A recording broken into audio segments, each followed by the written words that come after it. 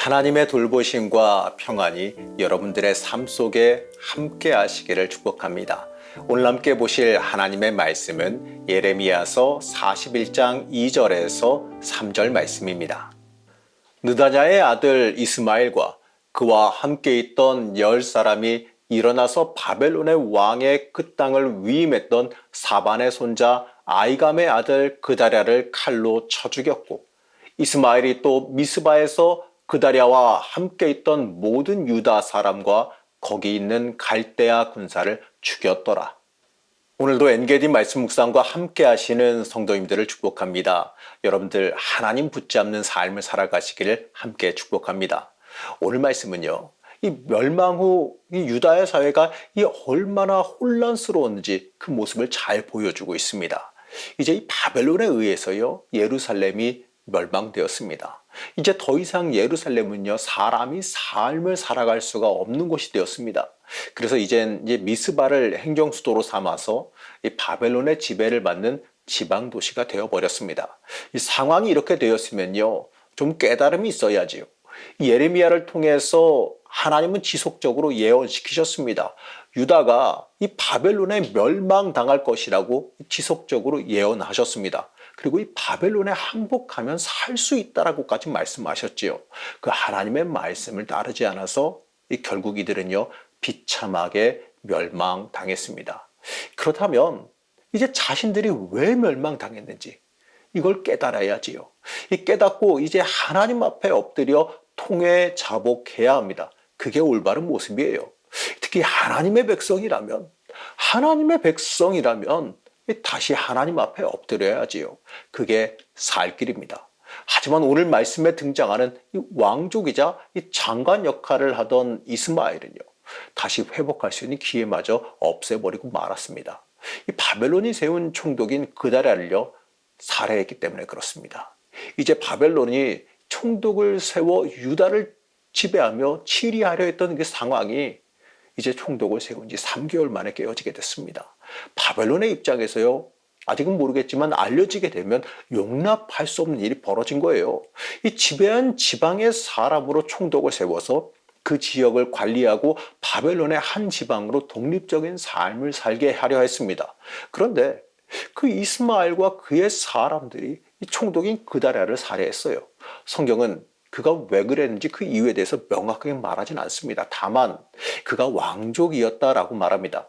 자, 그것에 비춰보게 되면 아마도 이 바벨론의 통치를 반대하고 바벨론에게서 벗어나서 새로운 자신의 세력을 세우려고 했을지도 모르겠지요. 아니면 이 왕족이니까 사람들을 데리고 바벨론의 세력권을 피해서 자신의 나라를 세우고 싶었을지도 모르겠습니다. 이 뒤에 보게 되면 남은 백성들을 납치해서 암몬으로 가려 했기 때문에 더더욱 그렇게 생각이 되어집니다. 10절 말씀을 보시겠습니다. 미스바에 남아있는 왕의 딸들과 모든 백성 곧 사령관 느부사라단이 아이감의 아들 그다랴에게 위임하였던 바 미스바에 남아있는 모든 백성을 이스마엘이 사로잡되 곧 느다냐의 아들 이스마엘이 그들을 사로잡고 암몬 자손에게로 가려고 떠나니라. 미스바에 남아있던 그 백성들을 사로잡아 끌고 가려고 했던 것을 보게 되면요, 아마도 그러한 이유가 아닐까 추정할 수가 있을 겁니다. 이 다윗의 자손인 왕족이라면요, 당연히 이러한 상황에서 하나님의 도움을 구해야 되고 하나님 앞에 바르게 다시 서기 위한 몸부림이 있어야 하는 겁니다. 이 다윗이 자신의 범죄함을 철저히 하나님 앞에 회개했고 다시 하나님 앞에 바르게 서기 위해서 그 죄로 다시 돌아가지 않기 위해서 일생껏 몸부림쳤던 것을 기억할 수 있어야 합니다. 그 이스라엘에게 있어서 이 왕족은요, 특별히 더 그래야 됐습니다. 하나님이 세운 핏줄이고 하나님이 세운 사람의 가문입니다. 그렇다면요, 당연히 더욱 하나님 앞으로 나아가야 되고 하나님 앞에 더 철저히 엎드렸어야 합니다. 하지만 이스마엘은요, 그러지 않았지요. 이 바벨론에 의해서 예루살렘이 파괴한 것을 애도하면서 하나님께 예배하기 위해서 예물을 들고 북쪽 지방 사람들이 찾아왔습니다.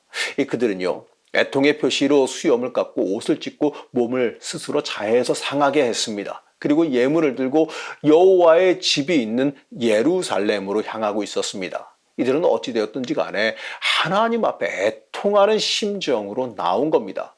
그러나 이스마엘은요, 이들을 영접하는 듯 하면서 이들을 살해하고 물 저장용 구덩이에 그들의 시신을 던져 넣습니다. 근데 이들 중에서요, 10명이 자신들이 재물을 줄 테니까 죽이지 말아달라, 뇌물을 줄 테니까 나를 살려달라라고 간청했습니다. 그러자요, 또 그들은 또 돈 받고 살려줘요. 이스마엘은요, 이 정의감에 또 하나님을 향한 어쨌든 간에 열정에 그렇게 나선 게 아니에요. 이 모습을 보게 되면 아마도요, 이참에 이 일을 명분 삼아서 한몫 잡겠다는 사람에 불과하다는 겁니다. 이 혼란한 기회를 틈타 자신의 국가를 세우거나 자신의 지파를 만들려 했을 수도 있는 겁니다. 하나님은 안중에도 없고요, 이번 기회를 틈타서 내 권세를 좀 잡겠다 한 것은 아닐까요? 그가 만약에요, 하나님의 나라를 침공한 것에 대한 분노로 이 일을 행한 것이라면 최소한 그 일을 저지른 이후에 하나님께 예배하며 하나님의 도움을 구하는 척이라도 해야 됐습니다. 하지만 그는요, 그런 것 하나 없이 이 백성을 끌고 자신에게 우호적인 암몬에게로 도망가려 했습니다. 이 모습에서 우리는 우리 자신을 좀 돌아볼 필요가 있습니다. 하나님을 명분과 핑계로 삼았지만 사실은요, 내 안위와 내 유익을 그 이스마엘처럼 구하고 있지는 않았나 한번 생각해 볼 필요가 있습니다. 사실은 하나님 이름 팔아서 내 유익을 구하고 있지는 않았나, 하나님 핑계 삼아서 내 욕망을 채우려 들지는 않았나, 우리는 한번 생각해 봐야 됩니다. 우리 스스로 생각해 보고 돌아보면서 하나님 앞에 온전히 회개할 수 있어야 됩니다. 이러한 이스마엘의 계획은요, 그 사실을 알게 된 요하난과 이 군대 장관들에 의해서 막히게 됩니다. 그 인질로 끌고 가던 이 모든 백성들을 빼앗기고 이 자신을 따르던 한 8명의 사람과 암몬 자손에게로 결국엔 도망하고 말지요. 여러분, 이 세상은요, 하나님의 주권 아래 있어요. 하나님께서 이끄시는 방향과 방법으로 모든 것이 다 진행됩니다. 하나님을 모르는 이방인도 아니고요, 이 왕족식이라 되면서 어찌 이러한 진리를 외면하고 있었는지 정말 답답하지요. 우린 하나님께서요, 우리의 인생부터 시작해서 모든 역사를 주관하신다는 그 사실을 절대로 잊어서는 안 됩니다. 우리는요, 하나님의 주권 아래 나를 철저히 내어 맡길 수 있어야 됩니다. 여러분, 그래야지만 우리의 인생에 살 길이 열린다, 그 사실을 잊지 말아야 됩니다. 이제 이스마엘이 저지른 이 엄청난 일로 인하여서요, 남은 사람들은 어마어마하게 곤란한 상황을 맞이하게 됐어요. 바벨론의 보복을 걱정해야 되는 상황이 왔습니다. 이 소식이 바벨론에 전해지겠지요. 바벨론에 전해지고 바벨론의 왕이 알게 되면 어디 그냥 놔두겠습니까? 이 일이 바벨론에 알려지면 감당하기 힘든 일이 발생할지도 모르는 겁니다. 그러자 당시 백성을 이끌던 그 요하나는요, 백성을 데리고 이집트로 향하게 됩니다. 그 당시에 그나마 바벨론에 대적할 곳이 어디였느냐? 이집트라고 생각했거든요. 애굽이라고 생각했거든요. 그래서 그곳으로 향하게 되지요. 17절에서 18절 말씀을 보시겠습니다. 애굽으로 가려고 떠나 베들레헴 근처에 있는 게롯기맘에 머물렀으니 이는 느다냐의 아들 이스마엘이 바벨론의 왕이 그 땅을 위임한 아이감의 아들 그다랴를 죽였으므로 그들이 갈대아 사람을 두려워함이었더라. 안타까운 이야기입니다. 이들이 자신들이 하나님의 사람이란 인식이 있었다면요, 애굽으로 다시 돌아가는 행위는 절대로 하지 말았어야 됩니다. 여러분, 애굽이 어떤 곳입니까? 이스라엘 백성들이 노예로 살던 곳이에요. 하나님의 주권적인 놀라운 역사와 기적을 통해서 탈출해서 나온 곳이에요. 그 출애굽의 역사가 있던 곳입니다. 그 출애굽의 역사와 광야의 교육과 이 모든 것을 통하여서 가나안 땅에 하나님께서 약속하신 그 언약 땅을 약속으로 받았던 그러한 사건이 있었지 않습니까? 그런데 다시 애굽으로 자발적으로 돌아간다? 하나님의 백성이라면 절대로 용납해서는 안 되는 일이지요. 이 바벨론의 보복보다 하나님의 심판이 더 두려웠어야 하는 겁니다. 바벨론의 왕이 분노한 것은요, 분노할 거 그건 무서워하면서 하나님의 분노는 전혀 두려워하지 않아요. 이러한 행위는 진짜 미련한 행위입니다. 이 영적인 분별력이 하나도 없는 결정이에요. 사랑하는 성도 여러분, 우리는 이 세상의 눈치보다 하나님의 눈치를 좀 신경 써야 되지 않겠습니까? 내가 누구의 마음에 들어야 내 인생이 복이 되겠습니까? 내가 세상 사람들의 눈에 들어야 될까요? 아니면 하나님의 눈에 들어야 될까요? 답은 뻔하지 않습니까? 이미 우리는 머리로는 다 알고 있어요. 당연히 우리는 하나님 눈에 들어야죠. 세상 사람보다 하나님 눈에 먼저 들어야죠. 하나님 보시기에 흡족해야죠.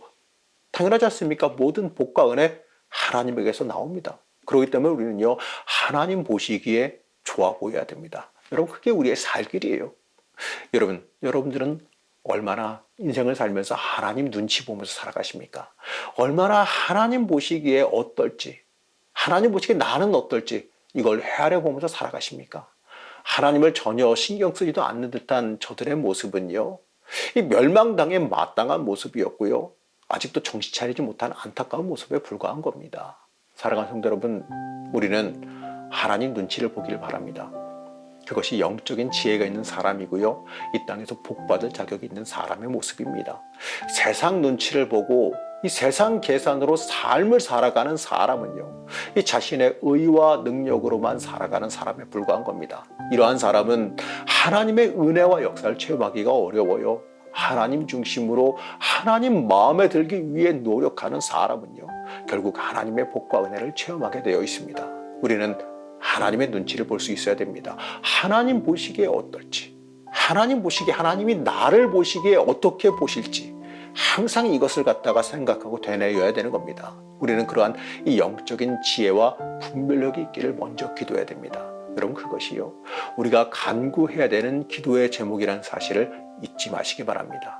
하나님 보시기에, 여러분, 하나님 보시기에 마음에 드는, 하나님 보시기에 흡족한 그러한 삶을 살아가시기를 그냥 간절히 축복합니다. 우리의 주인 되시는 하나님, 우리가 이 땅을 살아가면서 하나님보다 세상의 눈치를 더 보며 살아왔던 것을 회개합니다. 이제 우리가 변화하여서 하나님 중심으로 하나님을 위해 살아가는 삶을 살게 허락하여 주시옵소서. 오늘날도 하나님 앞에 바로 서며 하나님 마음에 합한 삶이 되기를 원하오며 거룩하신 예수님 이름으로 간절히 기도드렸습니다. 아멘.